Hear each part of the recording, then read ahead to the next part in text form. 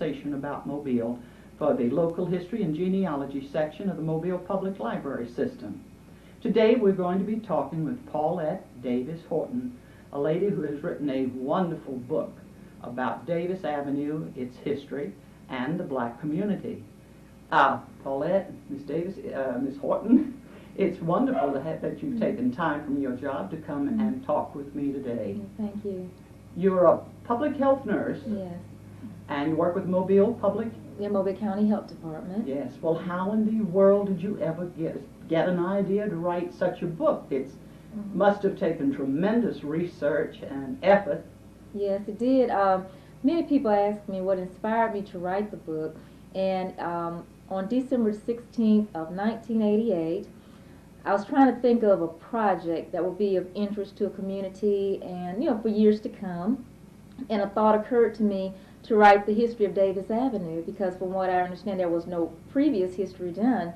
And from December the 16th, I started, and it took me over a 4-year period to complete the project. Right. Well, you continued to work.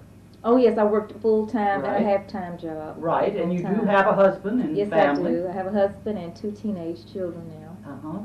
And I know they were supportive, and we'll talk later about the fact that your husband helped you with the photographs and so forth. Where did you begin? I mean, how did you get started?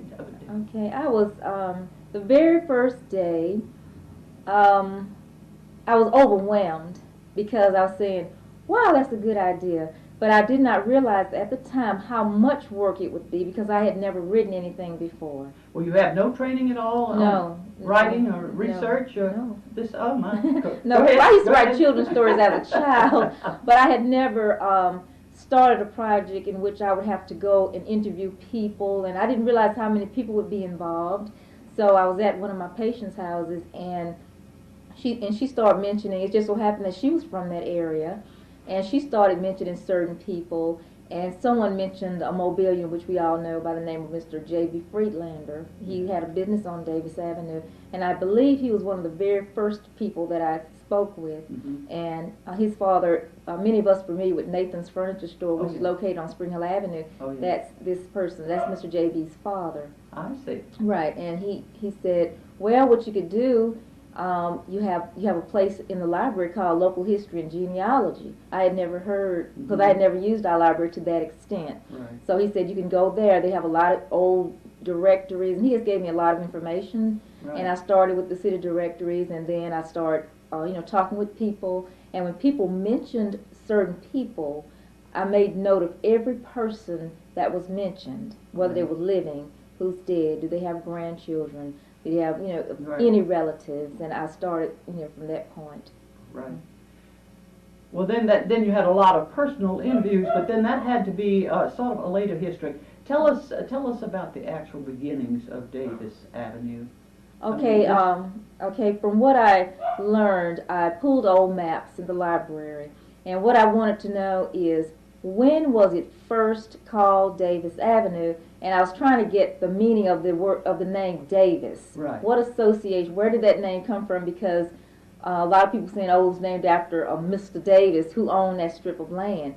And I went through the courthouse. I could not find any Davis that owned land there. That they say they owned that little strip. Right. And we're talking I traced the first time it was ever mentioned, it was like in 1865. Right. And I looked for Mr. Davis. There was no Mr. Davis associated with that area at the time.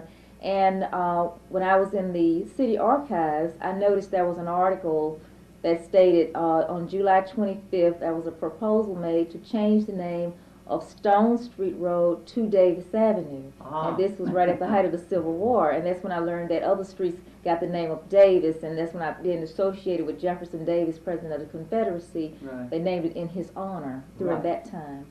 But Davis Avenue as a road and so forth had been there since when? Okay, it was, if you look at a 1790-something map, you will notice it was swampland, wilderness sort of.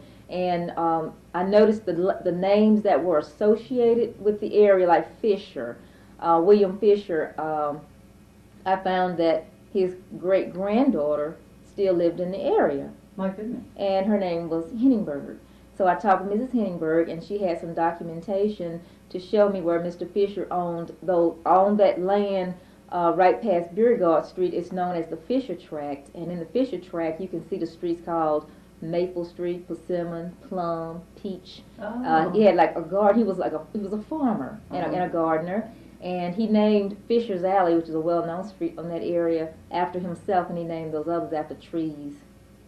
And that was the Espijo Tract, Bernaldi, not the Bernaldi Tract, but the Burgess Tract. All those tracts were associated with Davis Avenue. Kennedy, there was a Kennedy. I understand Mr. Kennedy was a slave owner who lived in the area as well. And I would also like to say, before it was called Davis Avenue, it was called Stone Street Road. And through my research through our city museum, I found a picture of Mr. Sordine Graham Stone, who was a riverboat pilot and who owned land in the area. And he eventually donated land for what we know as Stone Street Church, and that's how Stone Street got its name. Now, all that is around 1800, is that?